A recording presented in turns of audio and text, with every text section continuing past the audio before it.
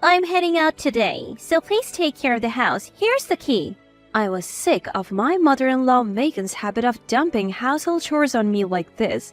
I asked my husband Richard to speak to Megan about it, but she managed to win over my father-in-law Brian with her crocodile tears, making the family accept that it's okay to pile chores on me. And you still haven't cleaned the bathroom. I wanted to shower before Brian gets back.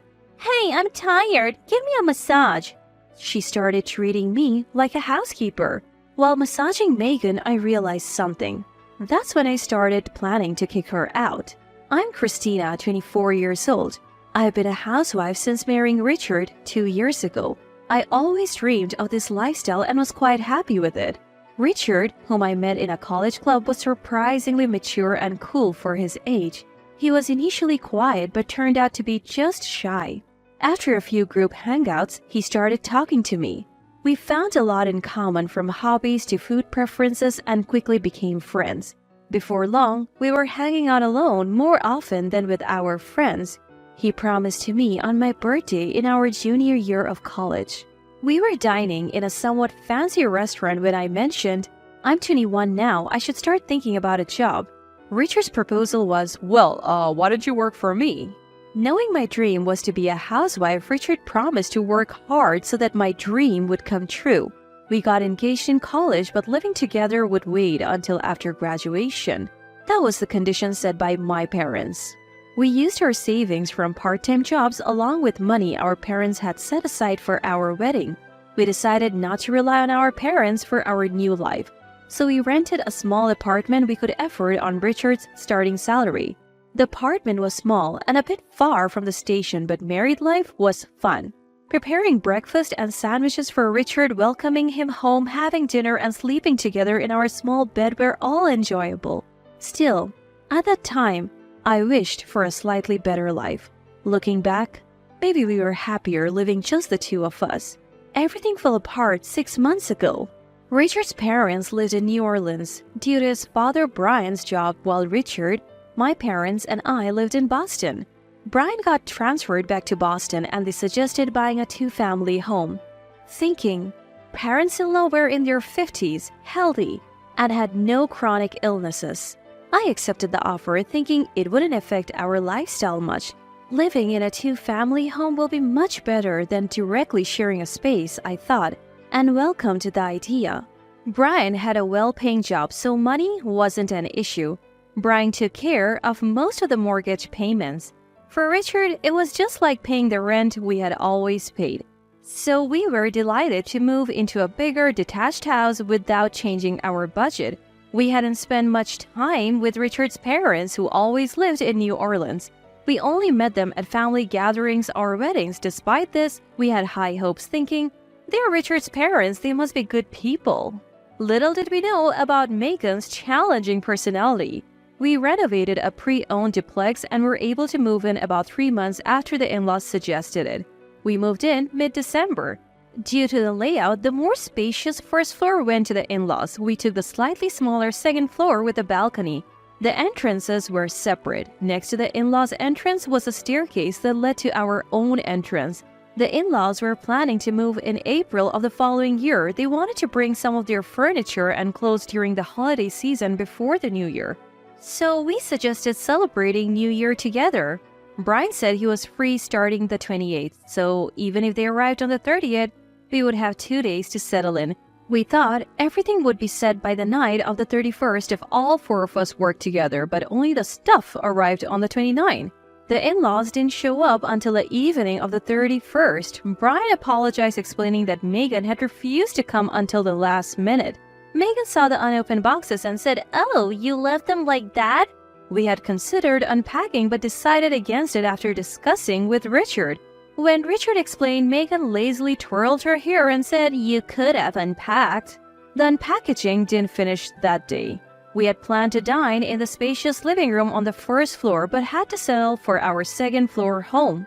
The in-laws seemed to enjoy the meal and they relaxed in our living room afterward. Brian kept saying, "We need to unpack," but Megan said she was super tired from the move and just lounged on our sofa watching the New Year countdown on TV. With Megan unwilling to help, the 3 of us went to the in-laws' side to finish unpacking. When we came back to our place to toast the new year, Megan was gone. We found her sleeping in our bedroom, still dressed. Both the living room and bedroom TVs were on, and she had helped herself to the champagne and mixed nuts I had set aside for toasting. Brian apologized, saying, Megan must have been really tired from the move. We did unpack right away, so please be understanding. I knew it wasn't Brian's fault. We let him sleep in our bedroom, and Richard and I slept in the living room. The next morning, Megan was the last to wake up, and Brian. To our surprise, after getting dressed, Megan told us she was going to meet some friends in Boston and quickly left while we were still unpacking. Brian was understandably upset about this, so ironically, Richard and I ended up calming him down. Late that night, Megan came back slightly tipsy and without any explanation, went straight to our bedroom and fell asleep. Angered by this as well, Brian said he was going to sleep on the sofa at in-laws' house and stormed out. The next day, Brian left to visit an executive in Boston who had helped him in the past. Megan woke up later and also went out with friends. Somehow, Megan returned in the evening with a cheerful Brian. Richard and I had managed to finish unpacking after the in-laws left, and Brian seemed pleased with the progress. We had mostly set up the in-laws' bedroom too, so they slept there that night, allowing me to finally sleep in my own bed. The next day, the in-laws headed back to New Orleans. After seeing them off, I felt suddenly exhausted. Lying on the living room sofa, Richard apologized. Mom is too free-spirited. I didn't think she would be like this. Sorry for making you do all the work, Christina. But once they have moved, they'll be living separately, so we won't have to deal with this anymore. I was frustrated with Megan, who had a habit of imposing her will on others, but I didn't complain, figuring it wouldn't matter much after the move. However, Megan's selfish behavior only escalated. When spring arrived, along with Brian's job transfer, the in-laws moved in, and again, I was expected to help unpack. About 2 months after they moved in, Megan started coming over to our house. Usually, after sending Richard off and finishing breakfast cleanup, Megan would arrive around 10 a.m., all dolled up. "Hey, I'm heading out today. Please take care of the house. Here's the key," she would say, handing me the key to her house before leaving. I reluctantly ended up doing the chores for their home too. Megan would typically return around 6 p.m., nonchalantly greet Brian, and retrieve the key from me. At first, it was just once a week, but Megan gradually increased the frequency of her visits, making me more and more responsible for their housework. One day, I told her I have my own chores, I can't do this anymore. Megan walked into my house, looked around, and said, "Everything's clean, isn't it? You get your chores done so quickly, Christina, you can handle ours easily," and left the key on the living room table before heading out. I decided it wasn't a good idea to bring this up directly with Brian, so I talked to Richard. After apologizing for Megan's behavior, he said, "You can ignore Mom's demands." "I can't just ignore them," I protested. Finally, Richard agreed to address the issue with Megan when Brian was around. They planned to talk during a meal on Brian's day off. As usual, Megan pretended to be engrossed in the TV while I was cooking. In the presence of Brian, Megan acts as if she is doing normal housework. During dinner, Richard said, "Mom, it's okay if you go out, but don't push your housework onto Christina." Brian immediately rebuked Megan. "Are you really doing that? We had an agreement not to be a burden to Richard and Christina. They have their own lives too, you know?" Then Megan burst into tears and said, "I want to help with housework too, but my back has been hurting lately. It's hard to bend over. That's why I've been asking Christina to help. I thought it would make it awkward for her if I were around, so I went out. I'm sorry, Christina." That's a blatant lie about her back hurting. Why? Because just last weekend, taking advantage of Brian being away on a business trip, Megan went out to play golf with her friends. People with bad backs don't go playing golf. But Brian, who was unaware of all this, said, "I see. I didn't know your back was bad. Christina, could you help with the chores until she feels better? I'll of course pay you extra for it." Brian's anger seemed to evaporate as he became concerned for Megan and turned to me for help.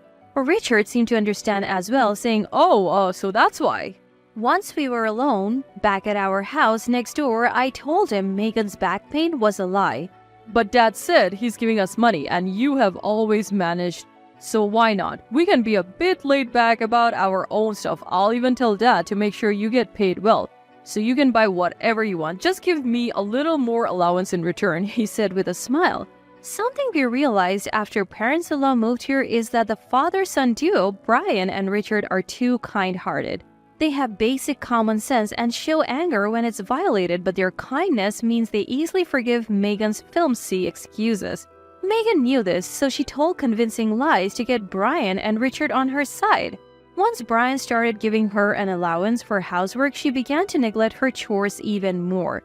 She used to dump chores on me when Brian was out, saying things like, "I can't move because my back hurts," or "I can't get up, my back hurts and I feel sick," pushing me to do all the housework from morning till night. Oblivious to Megan's lies, Brian would say, "Sorry, Christina," and head out. After Brian left, Megan would shower, dress up, and go out without saying a word. By this time, I had been given a duplicate key to the in-laws' house. When she returned before Brian did, she would complain about the dinner I made. "Isn't this too little? Can't you make more dishes? You're getting an allowance. Don't slack off. My dress is wrinkled. Iron it properly. The bathroom isn't clean yet. I wanted to shower before Brian comes back. Come on, give me a massage. I'm tired," she would say whenever she wanted. She really seemed to think of me as an actual housekeeper, yet when Brian returned, she would put on a facade saying, "This is delicious. Christina, your housework is more meticulous than mine," and Brian and Richard were completely oblivious to Megan's attitude. Even when I complained to Richard, all he said was, "You can ignore unreasonable demands." I had reached my breaking point with Megan. I thought the only way left was to secretly film Megan when Brian and Richard weren't around and show them the evidence. Just when I thought this, an unexpected opportunity arose. It was the day Brian returned from a business trip. As usual, Megan saw him off and went on a trip saying she was going sightseeing with friends. She returned earlier than Brian, as always, and told me to give her a massage because she was tired. I'm the one who's tired after doing all the housework, not you, Megan, I thought, but saw a red mark on the back of her neck while massaging her shoulders. It looked like a hickey. At first, I thought Brian gave it to her and was impressed that he still had it in him in his 50s, but then, considering he had been on a business trip for about 5 days, I thought, could a hickey really last that long? Could Megan be having an affair? I found it hard to believe that Megan, who had lived in New Orleans her whole life, would have so many friends in Boston. That's why I hired a private investigator to look into it. Luckily, I knew Megan's daily routine and she always went on trips when Brian was out of town for work, so following her was easy. Long story short, Megan was cheating and she was being pretty bold about it. Within 2 weeks of hiring the investigator, I had my answer. Seeing photos and videos of Megan in compromising situations left me speechless. She was holding hands with a man her own age as they entered a hotel. The pictures even showed her passionately kissing the guy at the hotel bar. It was riskier than I had imagined. I was shaking with anger, not just because she was neglecting her housework to have an affair, but because she was betraying someone as kind as Brian. She had the audacity to betray Brian while he worked hard to provide for us. I couldn't let her get away with this. Her birthday was coming up, so I decided that would be the day to put my plan into action. Why don't we throw Megan a surprise party? When I proposed the idea, Brian seemed thrilled. Here's the plan. Brian would tell Megan he had to work that day and encourage her to go out for a birthday dinner with the other man. I'll invite her out to dinner and we can surprise her at the hotel, I told Brian. Brian believed me and pretended to go to work that evening. Megan, after taking longer than usual to get ready, finally left the house saying how disappointed she was that she couldn't spend her birthday with Brian. I had the investigator tail her and it seemed she did go to the usual hotel where she met her lover. Had she gone somewhere else, I would have had to quickly notify Brian about a change of plans, but luckily, she chose the usual place. As soon as I got word that Megan had arrived at the hotel, I headed there by taxi. We have to expose the truth to Brian before she goes into the room with that man. By the time I arrived, Brian had also sent me a message saying he was there. I knew where they were sitting from the investigator, so I told Brian we still have time before our reservation and led him to the bar. While walking to the bar, Brian was excited, asking things like, "Do you think Megan will like this gift? Do you think the surprise will go well?" It pained me to see his happiness, but I had to go through with my plan for his sake. Since I knew what Megan was wearing, I was able to identify her from behind. I chose a spot where we could clearly see her back. From there, I thought I'd be able to see Megan and the man as they moved, and sure enough, I could. About 20 minutes after sitting down with Brian, Megan, probably thinking about moving to a hotel room, wrapped her arm around the man's and started to work off in a flirty manner. I had a perfect view of Megan's profile. I glanced at Brian, wondering what if he hadn't noticed. Brian was staring, lost for words. Then after about 5 seconds of shock, Brian ran after Megan, catching her by the arm near the bar's exit. What? Megan looked stunned. Megan, what are you doing here? Who is this guy? Oh, What's going on? the surprised one was the man. Brian, demanding an explanation, told the man, She's my wife. I need to talk to her. Sorry, but you should go home now. and walked out of the bar, still holding Megan's arm. I quickly settled the bill for Brian and me and followed them. In the taxi back, Megan seemed to realize her situation and kept saying, "It's not like that, Brian." Brian said nothing. When we got home, Brian told me, I would like for you to go home too, Christina. I said, okay, but concerned that kind-hearted Brian might get fooled by Megan again, I discreetly went to the in-laws' house with incriminating photos and hid to observe their living room. What was that about? "You're misunderstanding." Megan began making excuses to an angry Brian. "I went out drinking because celebrating my birthday alone was boring. I had too much to drink and the guy next to me offered to help. He said he would walk me to a taxi because I was stumbling." Brian seemed close to being fooled by Megan's smooth excuses. I couldn't keep quiet. Bursting into the living room, I yelled, "Don't be fooled, Brian. Megan is having an affair and it's not the first time she's met that man." "What? Christina, don't say things you don't understand. Eavesdropping is the worst." "Brian, look at this." I handed Brian the evidence photos. "What's this bunch of papers?" Megan, who had been confident, started to panic when she realized what was handed to Brian were photos. "No, I didn't do it. These pictures are fake." Megan was yelling this, but Brian was quietly looking through the photos one by one. After seeing them all, he shouted, You're the worst, Megan. Do you even realize what you have done? "I told you. It's not me. These pictures are photoshopped." Megan argued but started to cry at Brian's words. How could Christina Photoshop pictures of you with a guy you just met today? "I was lonely. You're always busy with work." She tried to master her usual crocodile tears. Brian just silently stared at her. Just when it seemed like Brian might fall for Megan's act again, Richard, who had just come home from work, entered the living room. Oh, is Christina here? I came looking for her because she wasn't home. Wait, why is Mom crying? Wordlessly, Brian handed the photos to Richard. Megan tried to snatch them back, but Richard was quicker. What's this? As you can see, it looks like Megan has been having an affair. "It's not what it looks like. The devil made me do it, Richard. You understand, right?" As Megan tried to cling to Richard, he swatted her away. Don't touch me. Megan collapsed in exaggerated tears. Brian then said forcefully, Get out. "I won't. Absolutely not. Please forgive me, okay? She repeated, but Brian ignored her. Megan must have realized that saying anything more was futile. She got up weakly and started packing her things. Finally, she yelled at Brian, "Fine. He listens to me and only loves me. I'm happier with him," and stormed out of the house, but it seemed she couldn't get in touch with the other man. It seems like he thought Megan was single and vanished before getting slapped with alimony for the affair. Megan returned the next day and tearfully apologized to Brian, saying, "I'm sorry." This time, it wasn't her exaggerated sobbing ad. As she left the house, she seemed genuinely remorseful. Still, Brian didn't forgive Megan. He changed the locks on their house that same day and kicked her out for good. Half a year has passed since then, and my parents-in-law have divorced. Megan was adamant about not divorcing, saying things like, "I'll fight it in court." But since she was 100% at fault, she couldn't get a lawyer to take her case seriously, so they divorced. There was no alimony claim against Megan and likewise no division of property.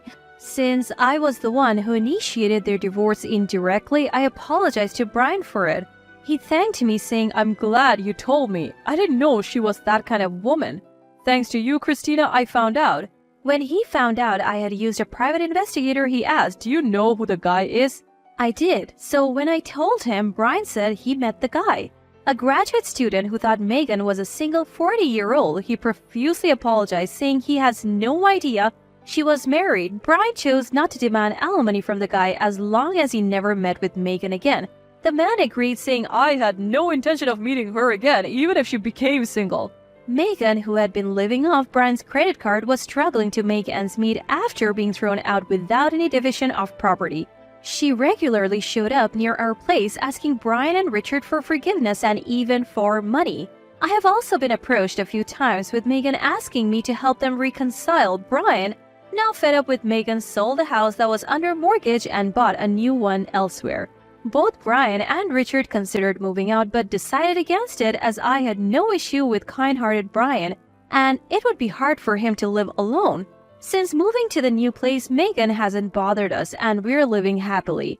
Brian always compliments me on my housekeeping, and ever since finding out that I'm pregnant last month, both Richard and Brian have been helping out more around the house, while my first pregnancy and the upcoming birth do make me anxious. The stress-inducing Megan is gone, and with kind Richard and Brian around, I think everything will be okay.